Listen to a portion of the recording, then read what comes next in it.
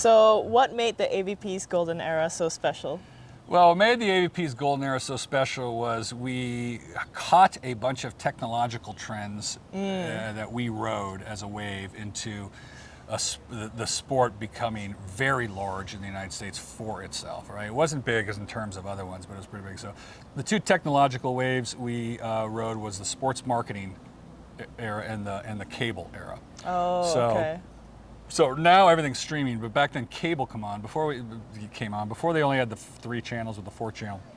You had very limited channels, and cable offered you unlimited, and they started 24-hour sports channels.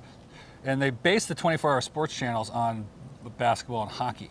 So what they had with these 24-hour sports channels was a hole in their programming during the summer. And they looked around and they go, we need a sport in the summer that we could televise. And beach volleyball had a tour which had events every weekend. So we became very valuable. And so they used to pay us to put us on TV. Now they do time buys, they pay them, which is the wrong way to do it. The second thing is that sports marketing kind of exploded when brands realized that if you slap a logo on an athlete, you could sell more product. So Michael Jordan comes out with the Michael Jordan shoe. Yeah. If you remember the movie, Air, Converse wanted to put him under the Converse brand. Nike said, we're going to elevate the Jordan brand. And Nike estimated they were going to sell $3 million worth of shoes. They sold like $150 million in the first year. Wow. Okay, so they had the wrong estimates, wrong things, and that's when they realized you slap something on an athlete, you're going to sell a lot of product. Got it. And that's when all this money started flooding into sports, and there weren't that many sports. Right. First of all, there weren't really women's sports back then. There were some women's sports. Women's beach volleyball wasn't that big. Women's indoor was big, but there wasn't the X Games. There wasn't like snowboarding and stuff like that. There weren't a lot of sports that you see now. So not only did the number of sports grow from that, but the amount of money that dumped into sports grew as well. I mean, what the athletes make now, and even the major sports, is far and away. I remember this. So here's a stat, right? In 1994, we were playing in the Hermosa Beach Open. It was a $250,000 tournament, and we won $100,000. What's now the Genesis LA Open, the Los Angeles PGA golf event, they had $1 million in prize money, and the winner got like $250,000. So the prize money was 4 times our prize money, and the winner won 2.5 times. Now, that tournament's $20 million, and the one in Manhattan Beach is $75,000. Okay. Yeah. So we went backwards, and they went from $1 million to $20 million. Yeah. We went from $250,000 down to $75,000. So that's what happened basically. So the glory years, it was great for the glory years because we're flying around, we're getting great media. You know, you're doing media was fun at the time. Like, you know, you're on national radio, you're on national television, you're on the Tonight Show, you're on People Magazine, you're on Cosmopolitan Magazine. Like back then, magazines and newspapers were big. It's okay. The only thing you could compare it to is like Joe Rogan's podcasts, and I think they might have been bigger, or some of these big podcasts, like Pardon My Take is for sports at Barstool. Like everybody read those things. Like everybody read Sports Illustrated, and like a monster amount of people read People Magazine and Cosmopolitan, and lots of people watched the Tonight Show. So it was more focused. Now it's way more distributed. Yeah. So like they used to get 30 million people watching the NBA championships. Now it's under 10 million. Oh. Okay. They used to have 50 million people watching the Major League Baseball World Series. Now it's in the 10. So the number of people who are watching, because again, that was the only things that were on television at the time, and that was what was great about being in the golden era. Okay. So what happened? How did it decline? Why did it decline? Greed. Why did it decline? Idiots and parasites. I wrote a thing. A sport has to be idiot-proof and parasite-proof, and we were neither idiot-proof or parasite-proof. I've said this many times. If they knew what we would become, they would have never let us become that. All right. People get in there. They see, whenever people see a concentration of money, and it attracts the wrong types of people. And a sport has to be structured correctly to withstand that. Is the bottom line. So what happened? People got greedy. They thought they deserved. I deserve. The players or the administrators? So in sport, the business of sport is you have an athletic contest and it collects an audience and then you monetize that audience. So the athletes collect the audience, or the sport collects the audience, and someone else monetizes that audience. There's one is which of the athletes should get the money. Okay, should I get the money because I'm more popular, or should I get the money because I win? And then it's between who should get the money, the athletes or the people who are monetizing it.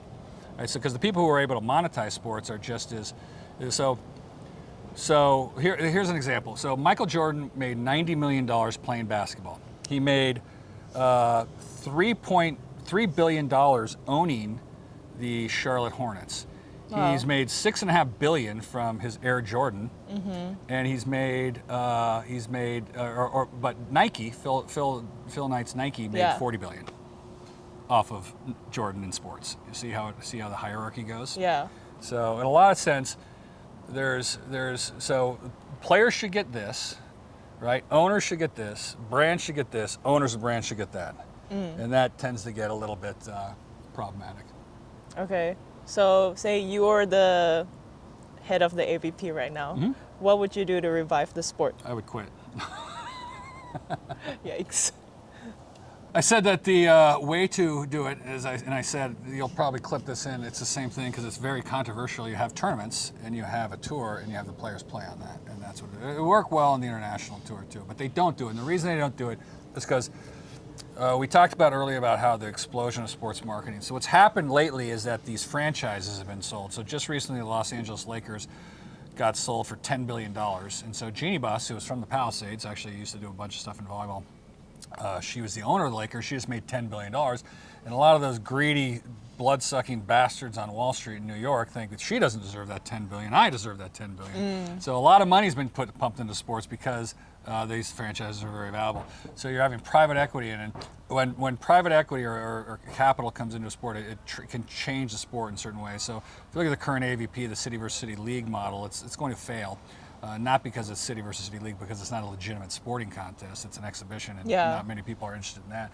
So that's why it's going to fail. But the reason they're doing it that way is so they can eventually sell it, right? So if you understand, if you went to business school and you see how they're doing it, these sports are now being set up to eventually sell. And that's not how sports operate. You don't think about starting a sport to sell it.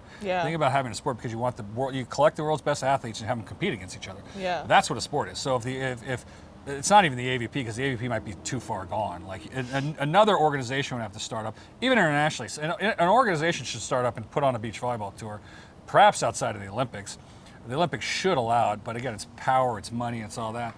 Is that you collect the world's athletes and have them compete against each other, and then you figure out the monetization part. It's a little more complicated than that because of the whole international Olympic stuff, but yeah. Okay. I still don't get a lot of stuff, but that's okay. Which part? Which part? Tell me. That's good. Well, I just don't understand why it's so simple and people are not doing it. That's what I don't. Because it's about money. It's about money. Okay. There's only three people who get paid. All right. There's the athlete. There's the person who brings the crowd, and there's the person who monetizes the. If you're not one of those, you don't get paid. So if you're not one of those people, if you're not one of those three people, which is the vast majority of the world, and you want to be involved in the sport of beach volleyball and you want to make money on it, you bring into it an entity that does not belong, and that's what shifts it just enough to make it that it's no longer sport and it's no longer what people are interested in seeing. All right, and again, I studied the business of sport along the same way as I studied winning, and it's not that, right? If people think football is the most popular sport in America, they're wrong. It's the NFL that's the most popular sport. There's been 100 professional football leagues. All of them have failed. The USFL has recently failed, as is the XFL. They're now the UFL, and that's going to fail. So it's not football. It's not college football that's popular. It's Power 4 conference college football. It's the SEC. It's the Big Ten. All right. So you have to get your terms correct. You have to look at it correctly. And what's going on, all right? So the sports that are successful have been structured specifically, and that's why they're successful, all right? And they understand this, and you can't be an outside entity, all right? There's no reason for private equity in a tour-based sport environment. That's the problem with the FIVB. So the FIVB comes in with Volleyball World. They take the money, all right? They think it's going to do something, and they've redirected the sport because of the business reasons, not the competitive reasons. And nobody's interested in watching a fake sport, all right? So if you set it up as a fake competition, nobody's going to care about it, right? If it's a real competition, that'll attract the audience. Then you monetize it, okay? So when Finn Taylor came in and he got his job, and he said, "There's 900 million volleyball fans," and if you think that it's true, you're a fool. Now, I don't know if he believes that or if he's full of shit, right? There's the bottom line. Either you're a fool or a liar is what they say. Okay. Well, if you're a fool or a liar, that's not a good way to operate business. So you can't win that argument. So he's either lying or he's a fool. Now, he came in as the Elite 16, and the first thing I said was, this is going to fail. All right, it's not going to work. And They thought they could sell franchises. That's not how sports work, okay? That's not how they work. But that, hey, if I own a sport, you pay me $1 million to put on a beach volleyball tournament. Well, now look at the tour. The tour used to be full every weekend. There used to be more cities wanting to put on events than there were weekends, and now nobody wants to put them in. They have to go to tourist industry boards to get the money to put on these events, and they're in random spots.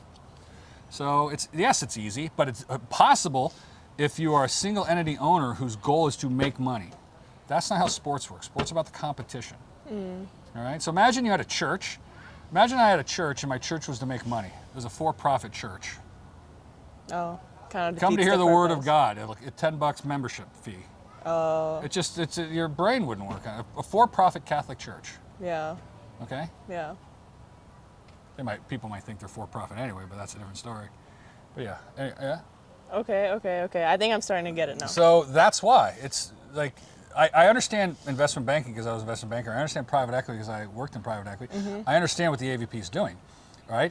I understand why they're doing it. They're investing money for a bigger payout down the road. They think they're going to sell the teams for $5 to $10 million. If they sell the teams for $5 to $10 million, they'll make $40 to $80 million, and then they'll leave. The guy's got a big house in the Hamptons. Shit's expensive. He needs money. Okay, so.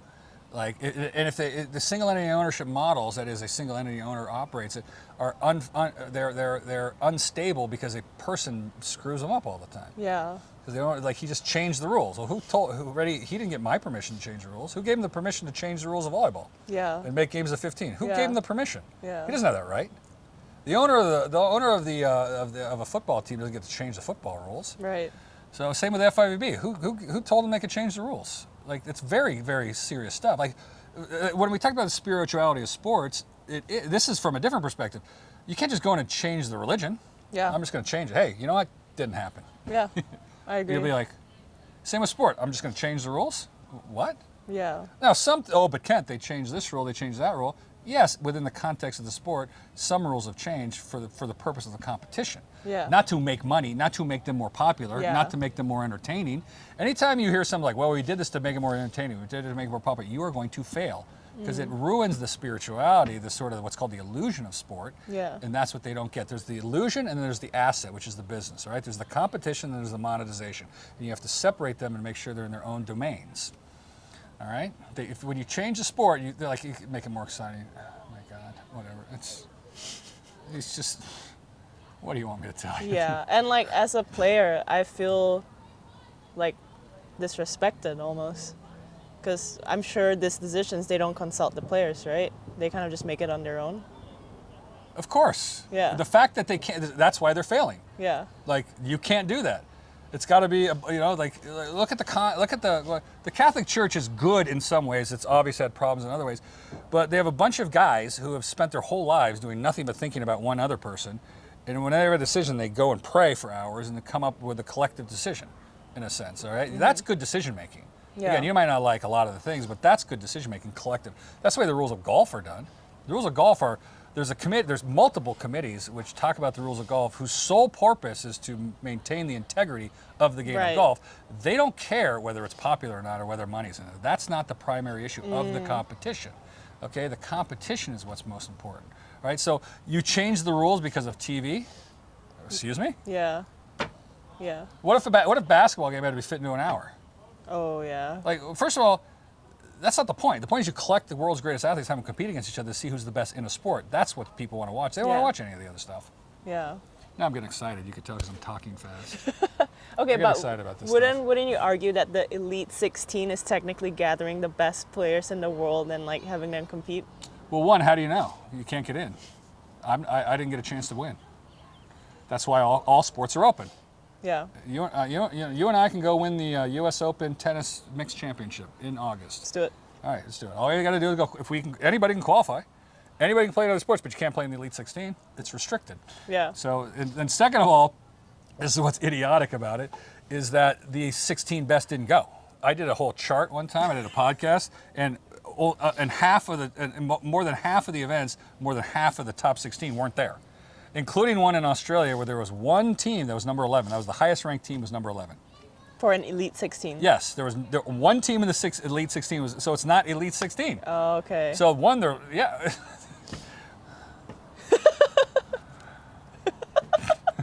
It's Elite 6, but it sounds good. It's Elite 16. Yeah. Oh, it's absurd. Yeah. And they come up with, already, again, it would be amazing if we didn't have a beach volleyball tour internationally, which was huge and successful. It would be amazing if we didn't already see one happen. Like if you were like, Kat, like, it's never been that big, then I would agree with you. But we had huge, like, God, go look at, I did a podcast on this, so I know I have a slide, because I used to track not only the number of people that came to the tournaments, but the audience on television. It was massive. Yeah. It's a great sport. It's never going to be tennis or soccer. It's never going to be soccer. It's never going to be tennis or golf. But they had enormous numbers now. Yeah. You know, now they're playing the World Championships in a bullfighting stadium in rural Mexico, whose only note was that Cortez kicked the crap out of the Aztecs there. And went on to Mexico City. That's about it. Tlaxcala. Did you not know that? That's where they fought. Yeah. No. Oh, I didn't know that. Yeah. History. First battle there.